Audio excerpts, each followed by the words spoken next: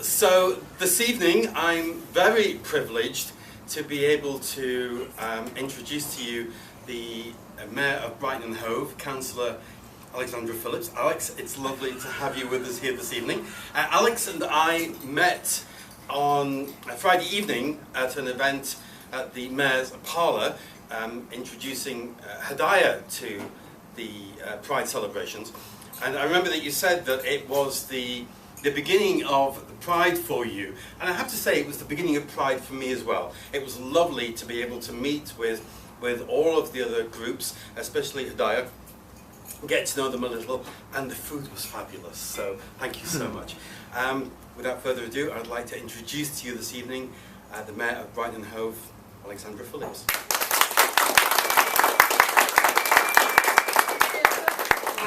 I'm really pleased and honoured to be ending my Pride weekend with you all. It's been a busy weekend, and I'm sure all of you have had a lot of festivities and celebrations in one way or another, and it's lovely to come together and feel a bit more grounded to end this amazing weekend.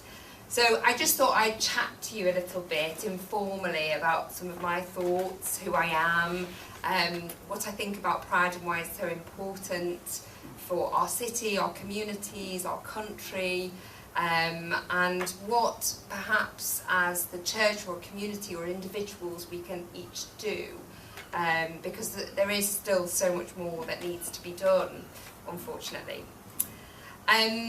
So first off, I'm so proud to be Mayor of this city. I've only just become Mayor, so how it works in Brighton and Hove is that it rotates the 3 different political groups, because they all have quite a large number of councillors in each group, and no group ever has overall control of the council. So there are 54 councillors altogether, and no group has the magic number of 27, and that's been the case ever since I've been a councillor for the last 10 years. It works really well to have a mayor from each different group, I think, and just rotating it like that. I was deputy mayor last year, and that's how it usually works, which gives you a good idea of what you're going to let yourself in for. It's in May that the mayoralty begins, and I've only done a couple of months so far, but I've thoroughly enjoyed it. I think that, you know, being mayor, you get a different overview of the city of Brighton and Hove.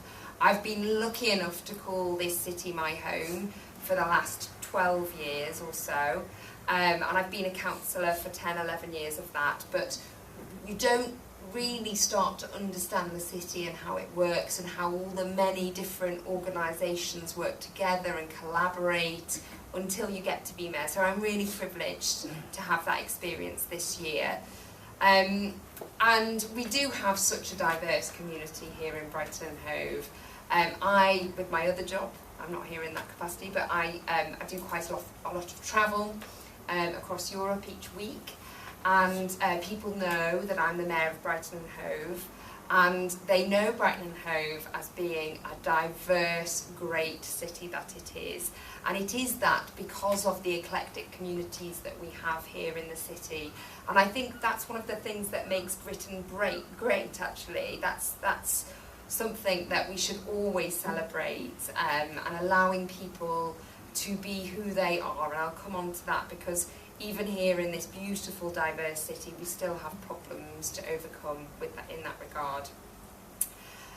So I have been at every Pride March since I first arrived here, and I've seen it change over the years, from the community setting that it once was in, say, 2008, where you didn't pay to get into the park, and you know, it was just a bit like a free festival, I suppose, with a different atmosphere.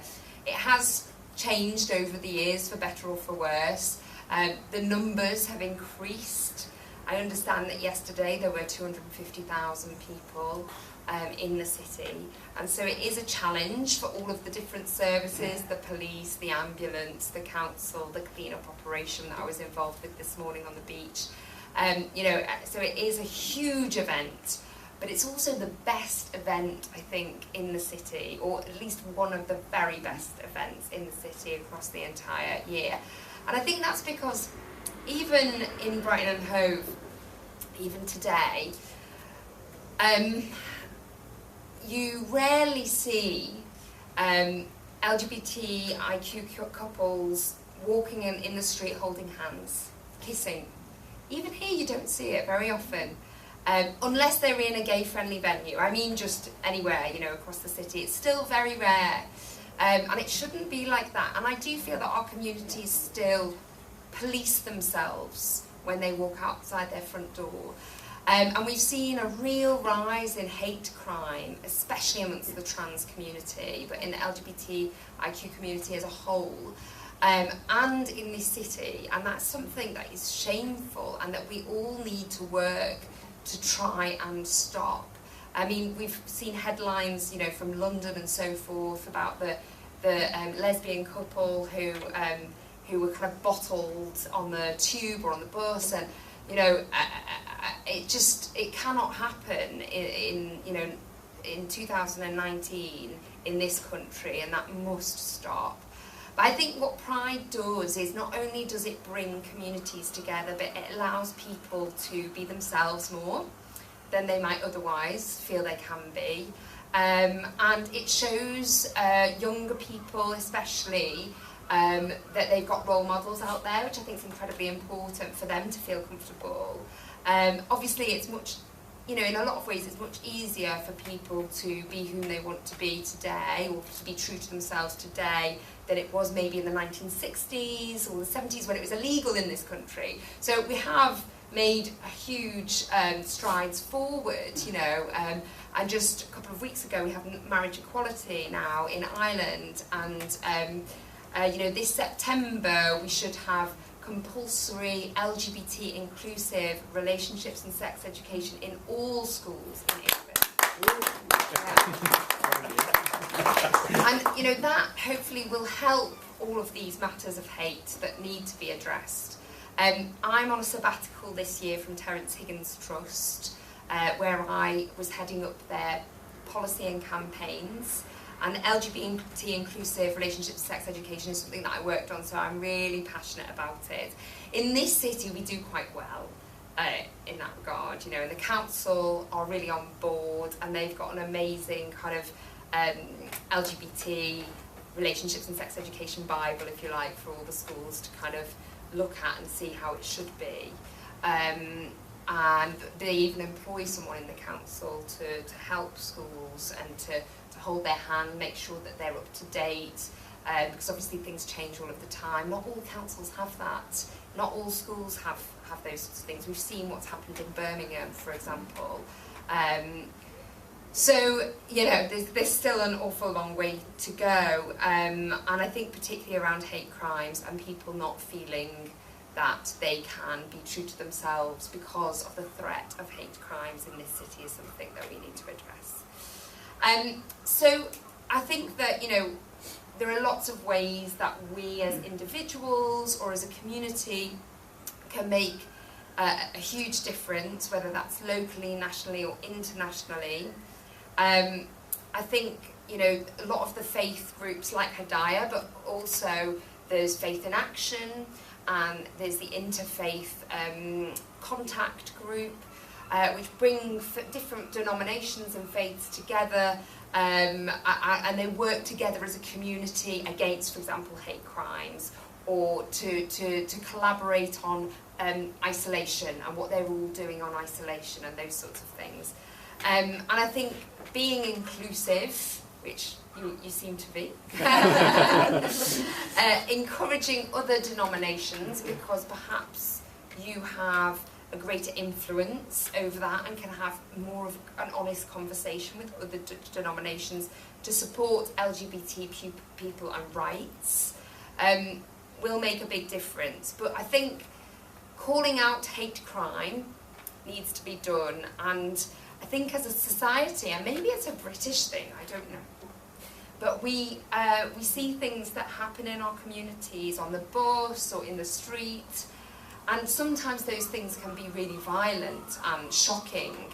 and it's understandable in a way that we don't want to always get involved in that, but I think that it is really important that we do call it out, because if we don't, then that's how those sorts of things progress and carry on and happen again and again, and other people see it and think that that's okay, and it's not. So I think we need all together to do that, and that's the way that we are able to collectively stand together.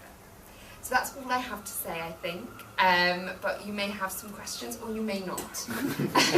It is up to you, but if you do have any questions, I'd be happy to take them. For me, it's not a question, but I believe, according to South East News recently, you had the chaperones who take people from the nightclubs.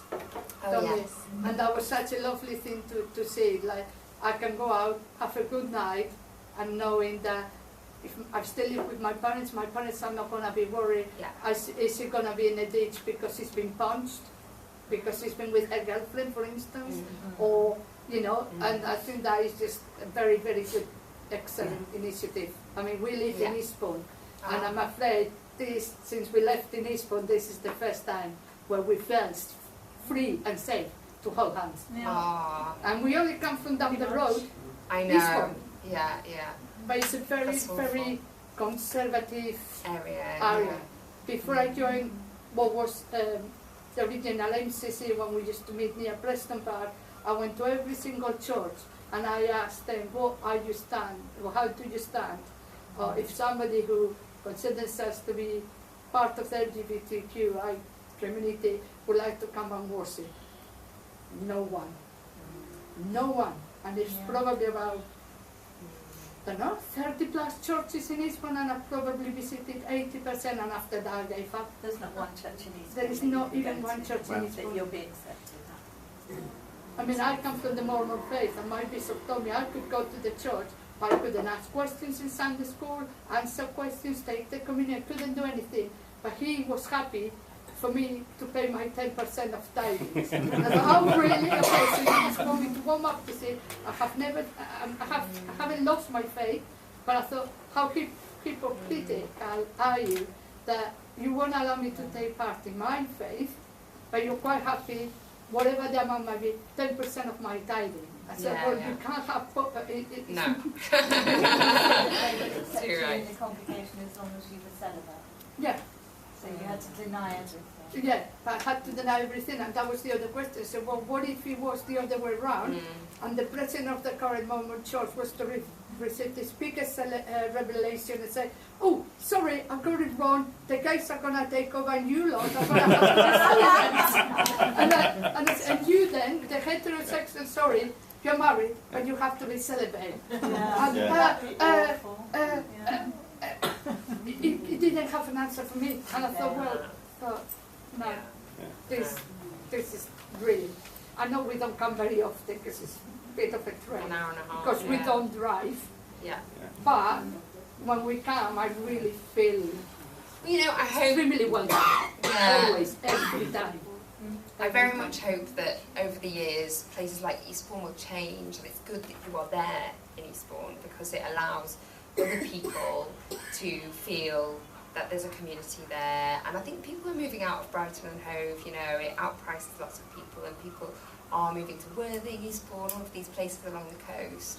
So they are changing, the demographic is, so I wouldn't be surprised that, you know, before too long things are having a big impact. But in terms of Home Safe, which is what you mentioned before, this was an amazing initiative by LGBT young people in the city because of hate crime in St James's Street against them.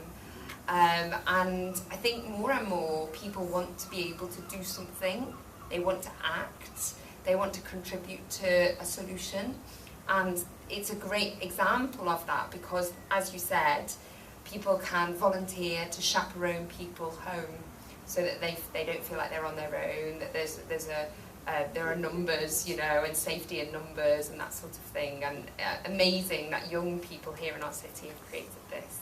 I'll take you in. How about more policemen in St James's Street? Yeah. Unfortunately, that's not a council decision. That's a sort of a national funding decision of police. But yeah, I think that we don't seem to have very many police officers in the city as a whole, and they're under increasing amounts of strain as well. So it's a really difficult situation. Yeah. I was going to say, actually, I work with the Community Safety Forum, so of course we interact with the police quite a bit, and it's true that it would be great if we had more funding, if we were able to offer more support. But I tell you what, the police force we have here are amazing people. They are just extraordinary in terms of going out, way and beyond. The question I wanted to ask actually was that you've got a number of balls in the air because you're an MEP, you're here as a councillor, you're mayor, you're a mum. You've got all of these things. How do you juggle all of that? Well, I don't do it alone. I think it's the response.